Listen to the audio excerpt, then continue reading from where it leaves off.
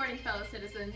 I'm Michelle Watts, and the day is December 26, 1991, a historic day overseas as the communistic Soviet Union government has fallen to the new Russian Republic. Marcos Tapia is live right now at the Kremlin in Moscow, Russia, with his new report. That's right, Michelle. We're here live at the Kremlin in Moscow, Russia, where the communistic Soviet Union government has just fallen to the Republic of Russia. It's a big day here for the citizens of the new country of Russia. They've been under a communistic government for nearly 50 years, thus also ending a Cold War that the United States has been at war with the Soviet Union for nearly 50 years. Now, this Cold War started back at the end of World War II. President John F. Kennedy took major precautions against the missile crisis, creating many tensions between leader Fidel Castro, who threatened to nuclear bomb the United States, which is only 90 miles off the coast of Florida. Now, we're going to have more information on the fall of the Soviet Union government coming up in just a second, but right now I'm going to send it back to you in the studio, Michelle. Thanks for that outstanding report, Marcos. Now, as we know, Joseph Stalin led the Soviet Union from 1927 to 1953. When the Cold War began, Stalin spread communism into the satellites in Eastern Europe. Now, Stalin escalated the Cold War by creating the Berlin Blockade, which was in 1948. Under Stalin, the USSR tested the atomic bomb in 1949 and the hydrogen bomb in 1953. Stalin signed a treaty of friendship with Mao Zedong after the Chinese Revolution. Stalin sent weapons to communists in North Korea during the Korean War. Now, following this, Stalin died in 1953. We're now live at the Russian Space Center, where the U.S. has seemingly come to the end of a space race that lasted nearly 40 years. Now, the U.S. began a space race, as it was called, with the USSR back in 1957. As you may remember, it was then when the USSR, launched the first ICBM, which was the Sputnik, which was the first satellite into space. The U.S.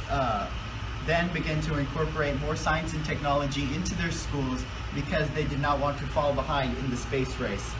In 1958, the U.S. created NASA, as we have come to know it, to catch up with the USSR, which helped us to get further in the space race.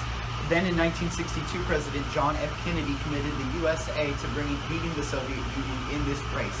It was on July 22nd, 1969, when the first man landed on the moon, and that man was American. We'll have more on the space race and how it may continue in just a second. Right now, we're going to send it back to Michelle in the studio. We're getting word that Marcos just landed in Vietnam, and his report will begin right now. That's right, Michelle. Back here live at the Vietnam airport, and I have just run into Richard Klostein. He's a former member of the Taliban, and he tried to overthrow the Soviet Union's communistic government. Is that correct? When they tried to invade Afghanistan? That is true. I did try to overthrow the Yes, the Soviet Union. Yes, Soviet Union. And are you excited that the Soviet Union has finally been overthrown and that Russia is now a republic? Heck yeah, I was for them. I believe in that.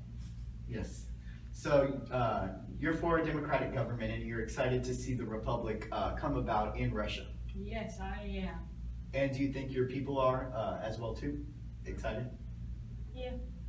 Yes.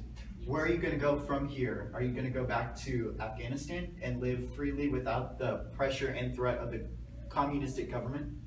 I shall. I actually do. I have family there. You have family there. And you think that this republic government will be better for their lifestyle? Yes, I believe that. Thank you, Richard, so much for joining us. Michelle, we're going to send it back to you. And look who just came in, Marcos Tapia himself. Yes, a lot of flying and a lot of reporting today, but it's definitely a very historic day over in the new country, Republic of Russia, and it's important that we get those reports to you here on Daybreak. Well, Thank you, Marcos. We're going to head to a commercial break and we'll be right